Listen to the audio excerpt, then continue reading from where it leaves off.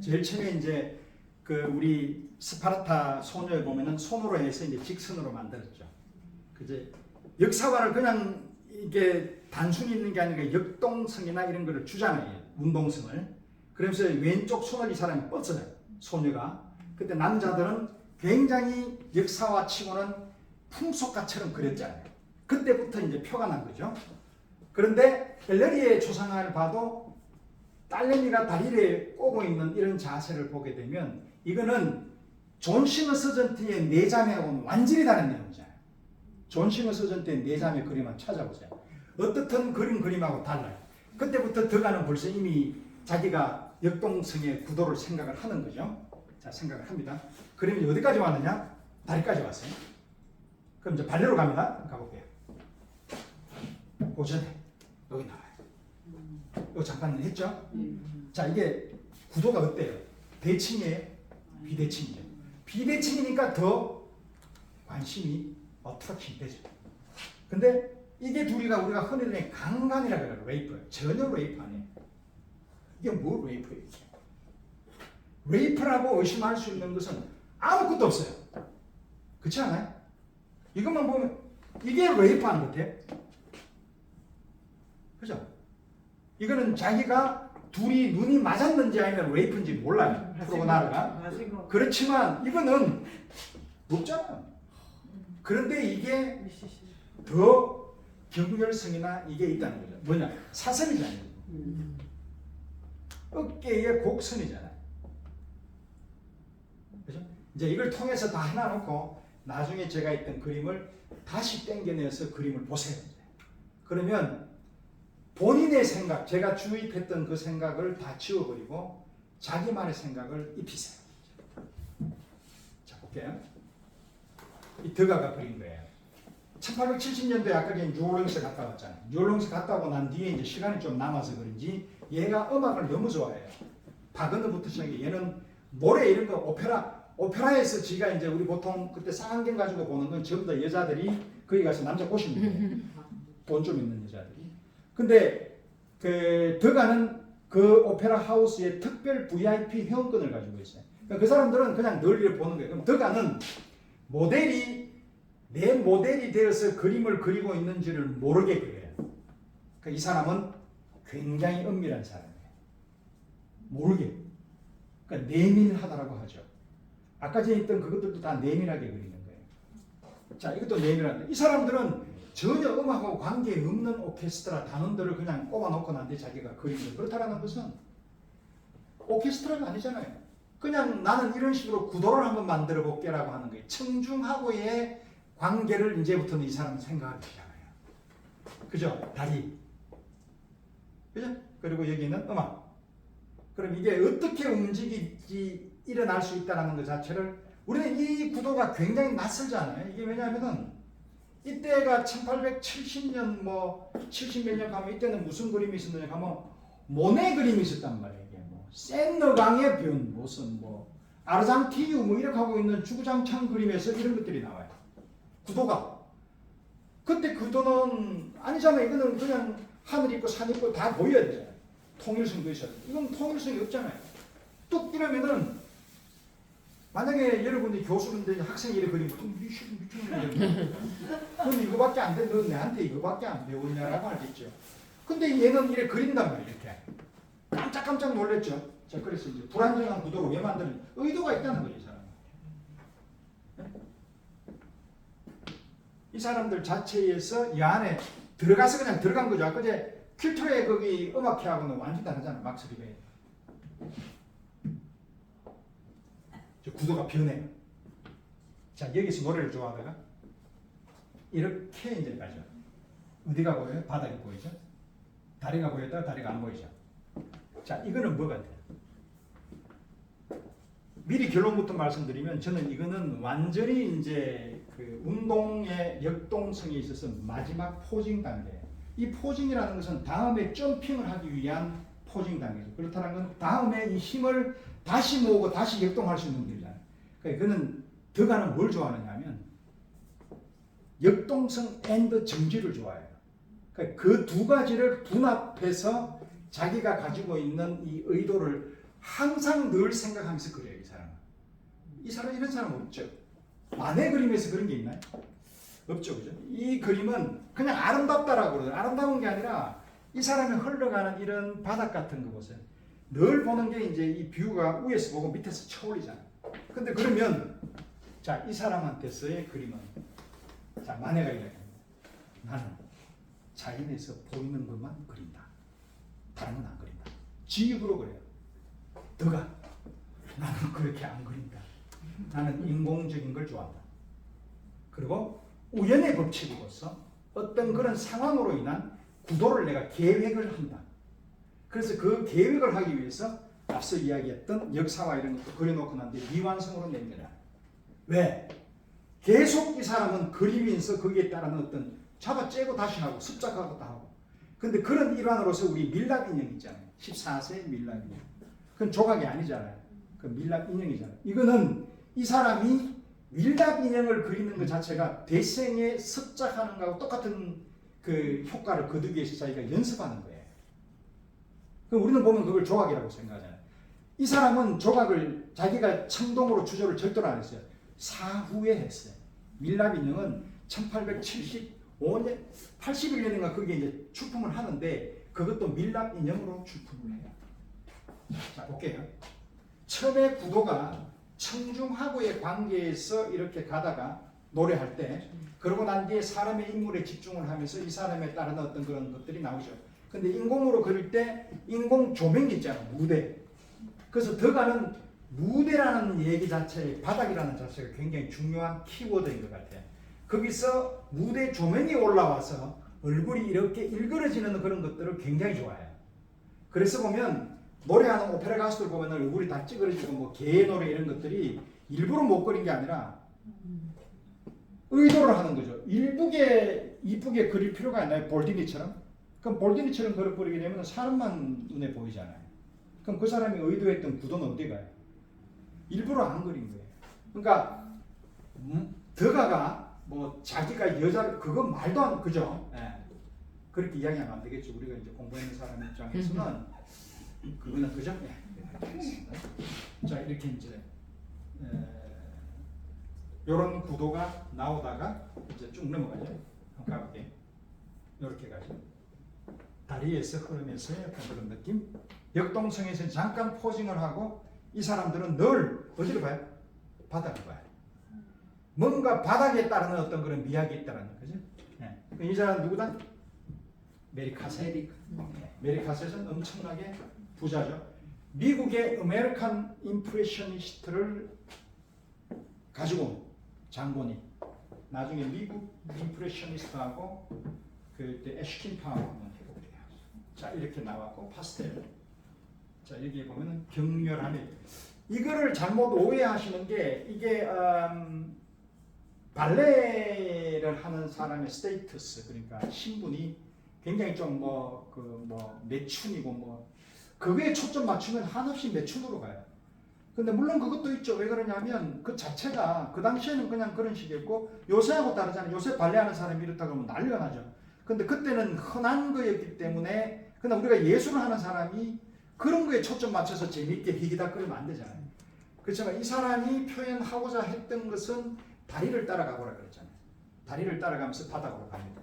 모더니티에서는 섹슈얼리티가 굉장히 중요했다는 거죠. 이 사람은 올림피아에서 얘기하는 당당함으로 맞서는 게 아니라 더가는 숨기면서 여러분들이 혹시 뒤샹의 에탱도테라는 걸 보셨는지 모르겠는데 관음증으로 그걸 이렇게 몰래 보는 관음스러운 어떤 그런 눈을 가지고 있는 게 더가예요. 그렇지만 그게 관음증 환자라는 것이 아니라 그렇게 보면서 이 사람이 하고 있는 것을 찰나에 땡겨내죠. 그래서 그걸 영원하게 자기가 가둬놓으려고 하는 그런 거다. 그러면 그런 느낌이 드는 그림이 나중에 여기에서 뭐로 보이느냐 하면 이 사람한테 마크 로스코와 프란시스 베이컨이 반드시 나와야 된다는 거죠. 그래서 그건 나중에 이제 질문을 해볼게요. 이 사람에서 나오는 이 연락이라는 것 자체는 주의상스라는 거죠. 자, 볼게요. 이렇게 지나가는 다리에서 나오는 이 사람의 미학은 바닥 미학이 있다는 거죠. 근데 반드시 나오는 것은 다리가 있는 거죠. 그죠? 네. 이건 제 얘기입니다. 자, 구도 한번 볼게요. 자, 이 구도를 보면 되게 불안정해요. 한 사람 있고 두 사람, 세 사람 여기서 하고 있고 얘 놀고 있고. 근데 다 대 1이잖아요. 근데 여기에서 있는 거하고 여기에서 있는 것 자체가 완전히 다른 내용에서 여기 뭔가 공허함을 줘버린 거죠. 아무리 통일성을 찾아봐도 통일성이 없습니다. 그렇지만 흐름의 구도에 있어서는 이 사람은 완벽한 자기만의 역동성을 만드는 거예요. 그래서 숨어있는 이 사람들 등등 그 사람들은 뭐 스폰서는 이렇게 얘기하는데 제 생각에는 더 갑니다. 이건 쥐표로.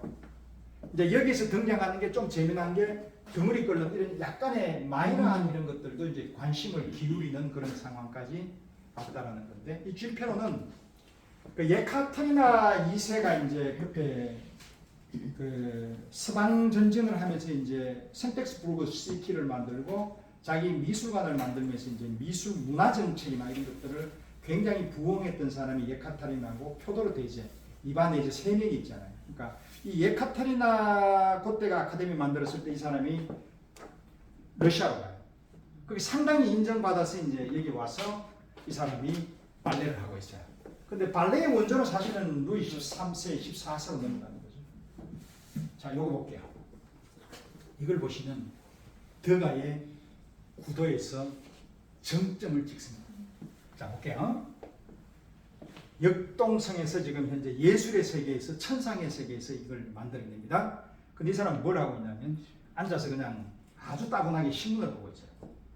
이것도 신문도 이거 아주 그냥 그 연예 기사거리에 돼 있는 그런 아주 현실감 있는 우리 이야기하는 선데이 서울 아주 대조적인 상황으로 가고 이 사람들은 그냥 이 사람들을 보고 있는 무심하게 보고 있고 그리고 여기는 늘 바닥에서의 어떤 그런 흐름들이 있고 이런 것들이 있는데 문제는 여기에서 이거죠. 그 항상 제가 그랬잖아요. 거울은 이게 말할 수 없는 그런 부재자, 존재하지 않는 그런 것들을 표현할 수 있는 거라. 그러니까 이 사람이 이제는 모든 걸 지 마음대로 자기가 이제 표현하고 싶은 대로 표현하는 거예요. 누가 이런 걸 좀 그려, 왜냐하면 우리가 그림이라는 것은 그 컬렉터라든지 내가 사고 싶은 사람이 이렇게 만들어줘라고 했을 거 아니에요. 초상화를 이렇게 그려줘라고 했을 때 뭐라고 하는 사람이 자율성이라는 거죠. 그런 사람들이 이제 대표적으로 대가가 되어 있는 게 뭐 루시안 프로이드 걔는 뭐 그냥 사람을 죽여버리듯이 자기가 그리니까. 그리고 프란시스 베이컨은 그럴 것도 없이 그냥 사진 찍어 지 혼자 그려버리니까. 남한테 신경 안 쓰는 거죠. 드가 신경 안 써요. 마네는 신경을 쓰죠. 왜? 그 사람한테 이상한 소리 들을까 싶어서. 그러니까 그런 소심함이 있는데 이 사람은 소심함이 없어요. 자, 여기에서 이거는 거울을 통해서 저 창을 통해서 나가는 그 뒷부분에 있는 도시잖아요. 그러면 이걸 바라보는 뷰가 이 사람입니까? 아니잖아요. 이 사람이 이렇게 안 보잖아. 다른 사람이 하나 있는 거잖아. 그죠? 그러니까 부존재하고 있는 사람을 표시한 거예요. 마네는 그런 거 안 해요. 근데 했어요, 이제. 폴리 베르제. 제가 그거 보고, 이거 했구나. 해요. 나중에 볼게요. 여기 보세요. 안 보는 척 하면서 이 사람은 다 계획이 다 됩니다. 철두철미하죠. 그러니까 샤이하고 그러니까 성무당이 사람 잡는 얘가 되게 부드럽고 참 좋은데 말은 못하고 막 쭈삣쭈삣한데 할 건 다 하고 고집 세고 뭐 하러 가면 절대로 안 하고. 그럼 발레는 왜 그러냐면 아까 제가 얘기 들었던 구도를 만들기 위한 하나의 오브제예요. 그리다 보니까 비정형이라는 거예요. 비정형. 그 비정형이 뭐냐면 우리가 요새 나오는 아트 앤 포르말이라는 거잖아요. 디비테가 그랬던 거. 그게 앤 포르말이 어디에서 저는 제 생각에는 드가에서 나와요. 나중에 드가의 마지막 그 랜스케이프 풍경화를 보면은 나와요. 이 사람. 근데 어떤 사람들은 그 사람이 뭐 황반변성이 그런 좀 그런 얘기는 안 했으면 좋겠어요. 자, 여기에서 부존재까지 이제 등장합니다. 이 사람들. 대단하지 않아요? 이런 거 들어보셨나요? 제 생각이니까 한번 잘 합시다. 자, 더 그 만에는 이래 그래. 이거 아니잖아. 맥스밀리안 황제는 누구냐 하면 누구 이 사람이 요제프가 시시 형이요? 그렇죠? 예. 그 맥스밀리안이 누구냐면 나폴레옹 2세 원래 프랑스 2세의 딸하고 오구스트하고 결혼하는 애가 나폴레옹이잖아요. 그래서 놓은 게 나폴레옹 2세예요. 그 사람이 프란츠 요제프의 엄마가 조피예요. 예. 이 조피하고 뭔가 썸씽으로 놓지 않았겠느냐라는 왜 나폴레옹 2세하고 많이 닮았으니까 얘를 나폴레옹 3세가 멕시코로 꽂았단 말이야. 예. 근데 그 당시에 벌써 이미 나폴레옹 3세 말을 안 들을 수가 없던 것 중에 하나가 이 프란츠 요세프는 그 당시에 야는 1830년에 태어났다는 거예요. 일찍 야가 1848년도에 왕이 돼요. 그렇지만 야 시절이 굉장히 오스트리아는 합스부르크가 한 방 말아먹고 이제 완전히 헝가리하고 이제 깨지는 일부 직전에 있단 말이에요. 그러니까 이런 상태에서는 프랑스 말을 안 들을 수가 없었어. 그래서 보냈단 말이에요. 근데 죽어버려요. 근데 만에는 시는 이제 그린다고 그렸어 이렇게. 이 상당히 유명하다는 이게 왜 유명한지 나는 모르겠어요. 이거. 아무튼 유명함. 자, 고야 있잖아요, 그죠? 네. 이게 이제 내전 생겼을 때 이걸 해서 뭐 얘도 그래요, 주구장창. 모르겠어요, 왜 좋은지. 네. 몰라요. 자, 근데 아들이 레옹이잖아. 이 집안이 그림을 잘 쪼개는 집이에요. 그래서 아버지도 그림을 잘랐고 이것도 이게 버전이 몇 개 있는데 이걸 잘라 파는 왜? 이게 더가가 사줬는데 이게 막 돈이 잘라서 팔면 많이 준다. 아우 이거 말이야. 예. 근데 불행해. 야는 뭐 저 아버지 아들을 하는데 제가 보기에는 마네의 사고치 나이. 자 폴리베르제를 볼게요. 자 야가 여기 보면 술병 있잖아요. 이 거울이에요. 이러면 앞에서 보면은 이게 이 병이 보여요? 안 보이죠? 그러면 이건 약간 비스듬하게 이래 봐요. 뷰 포인트가 이래 본 거예요. 이래 보니까 얘가 이게 이래 가고, 그죠? 얘가 등이 보이고, 그럼 얘는 어디에 있느냐? 여기 있어. 요 앞에. 부존재자의 존재를 표현하기 시작합니다. 얘도. 이게 왜 이래 그렸을까라고 하면, 왜냐면 마네가 제가 생각엔 이런 걸 그리는 사람이 아니잖아요. 우리 그렇지 않아요?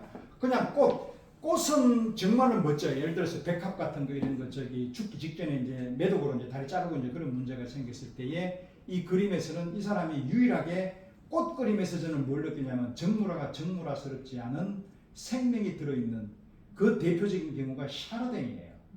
샤르댕의 정물화에서 그게 보인다고. 정물화. 그러니까 살아있는 것. 그 요번에 가면은 더치에서도 걔들이 정물화하고 꽃 그림을 그리는데 요번에 합스부르크 같은 거 거기에서 이제 세 사람이 있어요. 헤케라는 사람이 H로 시작해요. 헤케, 헤다, 햄. 1600에서 1610년에 태어난 사람. 이 사람 주구장창 꽃 그림만 그려. 이 세 사람 알아놓는. 그러니까 그런 그림은 뭐냐? 완전히 포토 리얼리즘 같단 말이에요. 하이퍼 리얼리즘. 완전히 극사실로 들어갈 정도로 그렸는데 그런 그림은 그 그림이고 마네의 정물화는 다르단 말이에요. 그러니까 그만큼 잘 그린 건 인정해. 마지막에 죽을 때 되면 항상 그런가 봐요. 폴리베르제는 아니라는 거죠. 이런 그림이 갑자기 이런 그 얘가 구도적인 애가 아니라니까. 그렇잖아요. 그냥 적흥적인 애고 나타나는 것만 보는 애인데 갑자기 머리를 쓰네 얘가. 오, 한번 알아보세요. 잘 보시면 돼요. 보세요. 뭔가 마지막에서 탁 죽음에서 마지막으로 어느 쪽으로 빠져나가는 연락에서 나가는 그런 나름의 신년이라는 게 생각나지 않아요? 깊은 물에 정적이 감도는데 이거는 흐름이 막 난리가 나는 폭풍 경기가 예견될 수 있는 내 말의 생각이에요. 죄송해요. 파스텔. 자, 이 파스텔하고 이 파스텔이 달라요. 이 파스텔은 누구 같아요? 이 마네예요, 마네. 예쁘게 그렸죠, 그죠? 마네가 이래 잘 안 그려요. 왜? 얘가 이제 죽을 때 됐어요, 그린단 말이에요. 여인들을 이쁘게 그리지. 그게 의미가 전 잘 모르겠어요. 이거는 뭐 제가 이야기 안 해봤기 때문에 모르고. 어떻든 이런 식으로 그려요. 이거는 르네상스의 길을 안다요라든지 이런 르네상스에서 여자 초상화 그릴 때 이렇게 그려요. 이게 이제 뭔가 만해식의 어떤 느낌이 아니라 지가 그린 거예요. 근데 파스텔 조합, 이 파스텔 조합은 완전히 다르잖아요. 이거는 파스텔을 잘 그렸던 사람 누구 기억나요? 앙땡 빵땡 나토도 있잖아요. 그죠? 파스텔. 그리고 외전 까리에라. 예. 외전 까리에라 알면 많이 하는 거예요. 예. 뭐예요? 기억 잘 안 나요. 외전 까리에라가 유일하게 바토 초상화를 그린 거예요. 외전 까리에라는 이탈리아 사람이에요. 자, 이런 느낌이 드는 거는 이거는 벨라스케스 냄새가 안 나요. 그죠? 약간 그런 냄새도 나요. 자, 다시 또 볼게요. 자, 이렇게 그래요. 만에 드가. 드가는 선이에요, 색이에요. 이때까지. 선이죠, 그죠? 인정하죠, 그죠? 네. 왜? 앵그르니까. 이 사람이 가장 좋아했던 사람이 앵그르예요. 그죠? 초기 때는 앵그르의 연락을 받았어, 이 사람은. 그때 발팽총 초상화 그리고 난 뒤에 뭐라 그랬어요? 앵그르가 만났어? 너 주장창 선만 그려라. 이 사람은 습작을 보게 되면은 1861년도에서 1867년도 그때 루브르 박물관에서 700점인가 그 화가들을 보고 7,000점인가 7만 점의 습작을 해요. 대생은 정평이 나요. 그래서 런던, 영국에서는 더가를 엄청나게 좋아해요. 왜냐하면 아카데미 소속이니까. 런던은 아카데미가 되지 않으면 하물며 터져조차도 로얄 아카데미 소속이에요. 그러니까 앵그르의 어떤 그런 대생력은 절대로 무시 못해요. 그래서 선으로 시작했어요. 근데 선으로 시작하다가 이 사람이 모노타입의 그 동판화를 만들어요. 거기에 파스텔을 입혀요. 파스텔이라는 것은 동판하는 것은 이미 벌써 명암이 있죠. 동판화의 명암이 있어요. 거기에 색깔을 입혀요. 그 뭐냐? 색채로 옮기기 시작했어요. 드가가. 볼게요. 말기 볼게요. 네, 파스텔입니다. 자, 아까 제 스타가 나올 때 뒤에 배경은 어떻게 돼요? 뭉게poli. 과감하게. 이때 1830년 되는 사람들이 뭉개는 사람 없어요. 뭉개면 난리나 이런 미친놈이라고 그런단 말이야. 지가 아무리 돈 많아도 옛날에 1870년대 보불전쟁이 나고 난 뒤에 집이 완전 한 방 말아먹었어요. 돈이 없어. 그리고 발레리나를 그렸던 이유가 잘 팔리니까. 그래서 팔았단 말이에요. 그런데 돈 별로 없어. 이때도. 그런데 이래 그린단 말이에요. 이 사람은 남달라요. 보세요. 색이잖아요. 그죠? 네. 자, 볼게요. 쭉 한번 가봐요. 자, 요거하고 이제 비교해보세요. 요거는 그거보다는 상당히 앞에. 발레리나 다음에 나오는 게 싱어예요. 이 사람이 인공을 좋아한다 그랬죠? 그래서 이 사람은 환상 기억으로 가요. 그래서 늘 보고 난 뒤에 집에 가서 기억하고 또 다시 습작하고 또 그래요. 기억의 산물로 생각을 하는 사람. 가스등이다. 이 가스등이 이렇게 있는 것 자체를 보면 옛날에 존 시머 서전트의 랜턴이라는 게 있죠. 네. 그거하고 완전히 다르죠. 네. 그죠? 네. 조명이 비치는데 여기에서 조명에서 비치는 이 얼굴이 나오잖아요. 이 사람은 이 자체를 발레리나나 이런 것들을 다 왜곡해서 그려요. 그 자체를 즐겨요. 저는 그럴 것 같아요. 여자를 그리는데 예쁘게 그리는, 다 예쁘게 그리니까. 왜냐하면 장대로부터 시작해서 제레베르스 모든 사람들이 데카단테에서는 다 그렇게 그렸으니까 여자들은. 그거보다 나는 조금 다른 길로 갈래라고 해서 이렇게 그리는데 이 가스등이라는 이 등이라는 인공 램프의 특징이 이게 그렇다네요.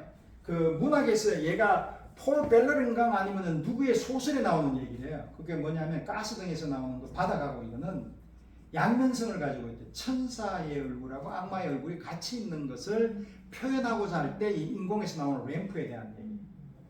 그래서 그 램프로 봤을 때는 살짝 제가 이제 생각나는 게 렘브란트의 램프하고는 달라요. 누구의 램프냐면 조르주 드라큘라의 램프예요. 동의하시나요? 오케이. 자, 이거는 이제 그렇게 됐고 가볼게요. 자, 여기에 이제 이 장갑이라는 것 자체가 이게 그거래요. 이게 나름대로 능력이나 이런 것들을 이야기하는데 우리 이게 저 장갑은 많이 나오는 게 그 난 별로 안 좋아하는 그 로트랙. 트랙. 예. 그래서 로트랙하고 이렇게 하더라고요. 그래서 뭐 좀 모르겠습니다. 자 이거 보면 구성에 있어서 이거는 늘 이제 그림을 잘 그리는 사람들이 이런 걸로 가요. 왜냐하면 서커스라는 것 자체가 모더니티의 하나의 산물이니까 산업 도시니까 그렇죠? 자 이거는 보면 뭔가 확 뜨는데 어디에 뭔가 안전장치가 전혀 없이 이 계획된 거예요. 이 사람. 자 이거 여기에 손이 닿은 것기도 하고 뭐 등등 그거는 여러분들이 그림을 보고 난 뒤에 한번 자기 나름의 생각을 해보세요. 근데 이거는 뭔가 잃어버릴 수밖에 없는 그런 그 인간의 허무함이라고 하나요? 그런 것들의 조건을 표현하지 않았는지. 왜냐하면 자기를 지탱 이 여자가 폭발하는 폭발소녀라는 이름으로 유명한 서커스에 있는 건데 다리를 다 묶어놓고 어디에 있는 폭탄에 있는 거를 그걸 해서 풀어가지고 묘기 보이는 여자예요. 그걸 더가가 숨어가지고 이제 밑에서 본 거죠. 이 사람은 늘 똑바로 안 보고 밑에서 삐딱하게 항상 보잖아요. 위에서 보기도 하고 밑에서 보기도 하고. 근데 이거하고 이거 안 볼까요? 다르잖아요. 이건 청중 미주 앤드 그림의 구도 앤드 통일성 등등 우리가 흔히 이야기하는 대가의 흐름. 그죠? 이 그림하고 더가의 그림하고 봤을 때 어디가 땡기시나요? 그가. 그가. 그 얘도 땡길 때가 있어요. 자, 더가스럽지 않은 그림 하나 볼게요. 그 더가가 이쁜 여자의 얼굴을 일부러 전혀 아니죠, 그죠? 네. 더가의 초상화. 자, 거울이라는 어떤 얘기겠죠. 요거 우리 잘 알잖아요. 비너스. 네. 이거 뭐 말씀 안 드릴게요. 이거 베라스케스 다음에 나오겠죠. 네. 나왔고 이제 나왔고 이거 볼게요. 자, 이 밀랍 인형에 있어서 약간 표면이 거칠어요. 근데 로댕의 조각 보면은 거치나요? 화끈해요. 대리석으로. 그게 왜 거치냐? 선이죠. 제가 여기 전율을 느꼈어요. 아, 선 같아요. 그 이게 매끄러워지면서 색채로 변하는 거예요. 자, 그 스냅 사진을 땡겨 와서 바로 그냥 넣어버리는 거죠. 가둬놨죠? 모욕하는 사람들. 네. 자, 이거 한번 볼게요. 여기에서 관음성이나 은밀성이 나오나요? 물론 지는 그렇게 봤는데 글쎄요. 작품 같지 않아요? 자, 이래 볼게요. 네. 이런 모양을 보고 여자가 참 그러네 라고 이야기하는 남자는 변태죠. 그렇죠? 자, 이거 보면 이 머리에 이걸 제가 아직 잘 모르겠어요. 왜 머리를 빗는 것 자체 이런 것들을 굉장히 좋아할까? 여성의 청결을 의미하는지 여성의 정조를 말하는 건지 이런 것은 제가 모르겠어요. 그래서 책에 나와 있지도 않고 머리하고 머리 앤드 더가 머리 앤드 화가 막 쳐보니까 아무것도 안 나와요. 그래서 어떻든 이 구도라고 나는 보는데 여하튼 이렇게 가요. 네. 현대가 이렇게 그리더라고요. 자, 이런 식으로. 자, 볼게요. 요거는 앵글이다, 그죠? 네. 요거는 누구냐면 이탈리아. 니티스. 더가가 네. 되게 좋아해서 두 사람 라파엘하고 이제 니티스라는 애가 있는데 뭐 지한테 잘 보였는지 걔도 그림 그닥 잘 그리네 아니 그냥 뭐 사실주의 이탈리아에서 인상파 좀 했던 애인데 걔를 데리고 이제 인상파에 데리고 와서 이제 쪽수 채운 거죠. 그래서 야 전시회 해라 했던 애. 근데 되게 얄꾸리하게 그러잖아. 더가의 생각을 못 읽는 애 같아. 근데 더가의 목욕하는 것을 더가는 어느 정도까지 갑자기 탁 체크해내는 것도 있지만 그걸 하기 위해서 얘는 사진을 찍어요. 책도 청매한 거죠. 자, 볼게요. 자, 로트렉하고 더가예요. 그림은 비슷하게 흉내를 내요. 로트렉도. 근데 어때요?